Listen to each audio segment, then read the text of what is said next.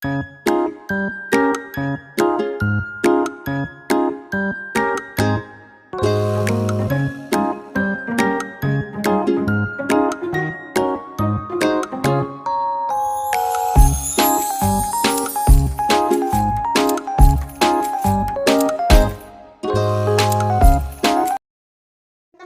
kembali lagi di Sekolah Minggu GSJA Kebon Jahe.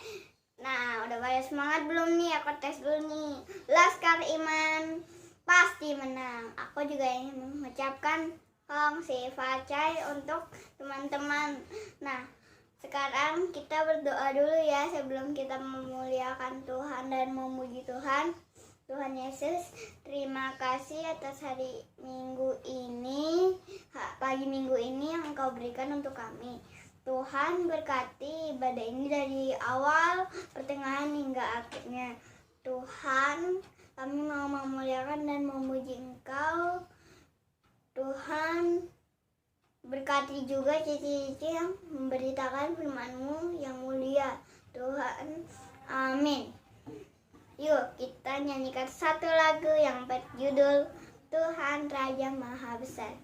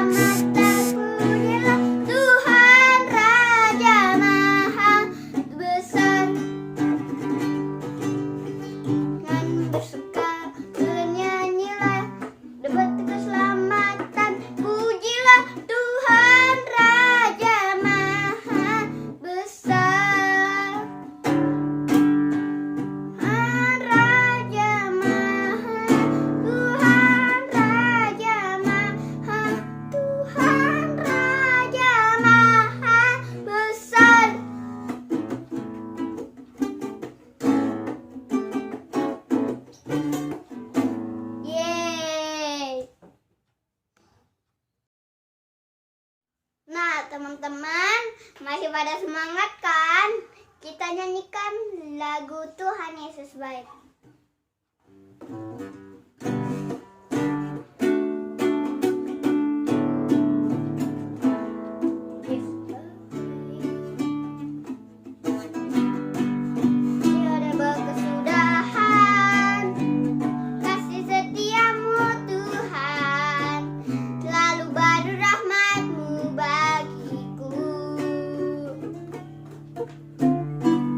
Hari berganti hari,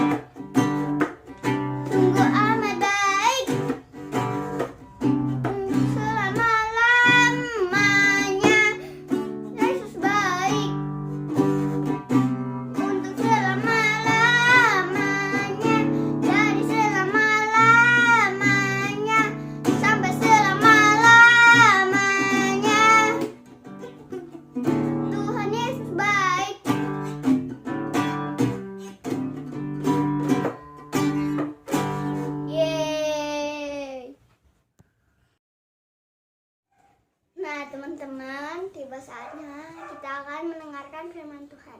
Sebelum itu kita akan menyanyikan lagu seperti wanita mengurapimu.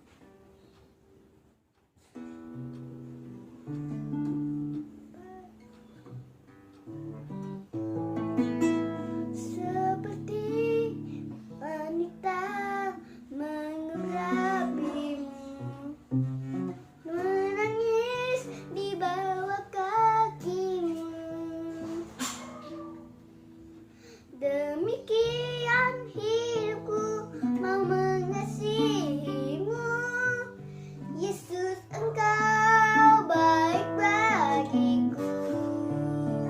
Sampai akhir ku menutup mata, ku tetap setia menanti janjimu. Sampai ku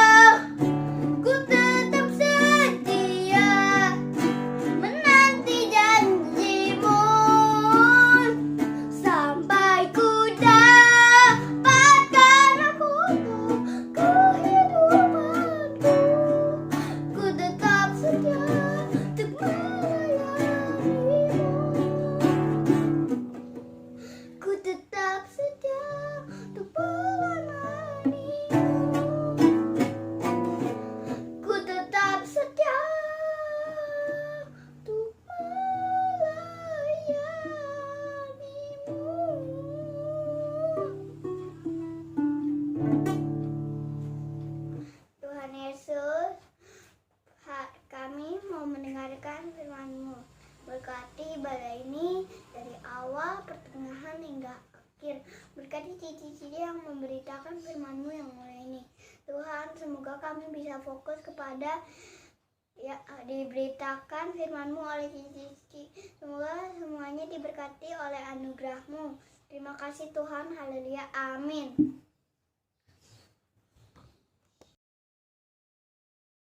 Halo, shalom adik-adik semuanya. Selamat pagi adik-adik yang ada di rumah.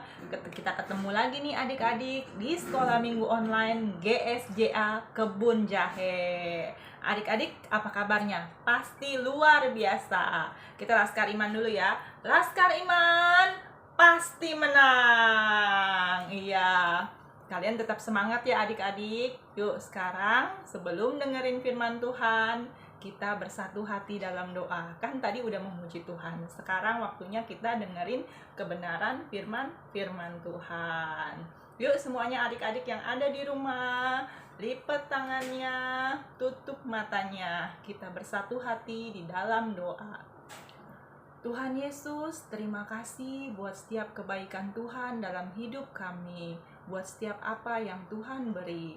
Tuhan, kalau sebentar kami mau mendengarkan kebenaran firman Tuhan, biarlah firman-Mu menjadi rema bagi hidup kami.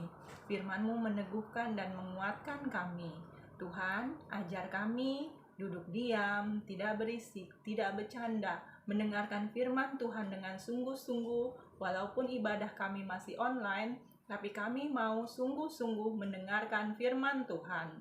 Terima kasih Tuhan Yesus, kami siap mendengarkan firman Tuhan. Haleluya, amin.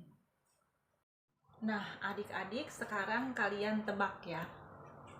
Tebak tokoh coba ya. Dia seorang penganiaya anak-anak Tuhan ya. Dia seorang Yahudi ya. Dia pintar adik-adik ya. Dia punya pendidikan yang baik dari keluarganya ya, dan dia sangat bangga jadi orang Yahudi ya. Terus tapi adik-adik dia berubah menjadi penginjil dan pengikut Tuhan Yesus. Siapa yang tahu? Iya, pasti kalian semua di rumah pada tahu. Dia adalah Paulus. Udah pada familiar ya sama Paulus semuanya ya. Nah, adik-adik ya, kalian bisa buka di Alkitabnya di Kisah Para Rasul 9 ya. Di situ ada Saulus bertobat. Nah, namanya ini dulu memang bukan Paulus, Saulus sebelum dia bertobat. Tapi setelah dia bertobat, dia merubah namanya menjadi Paulus ya. Nah, adik-adik masih mau dengar gak tentang Paulus? Jangan kemana-mana ya, tetap di tempatnya. Nah, adik-adik, sekarang Cici ini mau tanya, siapa yang suka menerima hadiah dari papahnya di rumah? Misalnya papahnya nih baru pulang kerja, dipanggil lah anaknya ya, Ken, Kei, nih papa baru pulang kerja, bawain hadiah, makanan buat kalian ya. Terus siapa lagi? Alden, Izzy ya. Nih papa baru pulang, wah bawain hadiah buat kalian. Wah, papanya pada baik-baik ya adik-adik. Nah, Bapa kita yang di surga, yaitu Tuhan Yesus juga sama baiknya. Nah, adik-adik ya, dia juga memberikan kita banyak hadiah ya. Hadiah apa aja? Menjadikan kita anaknya ya, memberikan kita keselamatan ya, memberikan kita kesehatan, berkat ya, kita bisa sekolah, banyak sekali ya adik-adik ya. Nah, adik-adik, selain itu juga ya, Tuhan mau ya kita memberitakan kebenaran firman Tuhan seperti Rasul Paulus ya.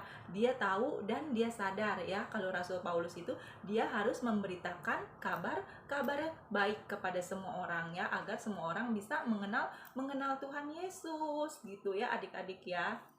Nah, adik-adik, gimana caranya kita bisa menjadi penginjil atau memberitakan firman Tuhan seperti Paulus ya adik-adik ya. Nah, adik-adik ya, kita bisa menginjil dengan cara bagaimana adik-adik? Kan aku masih kecil, Ci. Aku nggak bisa kayak Rasul Paulus keliling-keliling kota gitu. Sedangkan aku masih sekolah, di rumah sekolah online ya. Bagaimana aku bisa nginjil, Ci? Gitu ya. Oh, adik-adik jangan khawatir ya. Kita bisa menginjil kok tetap ya adik-adik ya. Misalnya kalian bisa mengingatkan teman kalian, hey jangan lupa ya, apalagi sekarang kan udah ada WhatsApp, pasti kalian semua masing-masing pada punya WhatsApp ya kan di handphone kalian. Kalian bisa ngingetin teman-teman kalian, hey jangan lupa ya, besok hari Minggu kita ibadah online jam 8 pagi ya. Nah seperti itu adik-adik ya, kalian tetap setia ibadah online, itu juga udah merupakan penginjilan ya. Terus waktu kalian berdoa buat teman kalian yang mungkin belum percaya sama Tuhan ya, kalian doain ya biar mereka bisa mengenal Tuhan, biar bisa mendengarkan kebenaran firman Tuhan. Itu juga sudah menginjil. Nah, adik-adik, kita harus mengenal diri kita juga sebagai pemberita kebenaran firman Tuhan seperti Paulus ya. Coba buka nih ya, Roma 1 ayat 1 ya. Dari Paulus, hamba Kristus Yesus yang dipanggil menjadi rasul dan dikuduskan untuk memberitakan Injil Allah ya.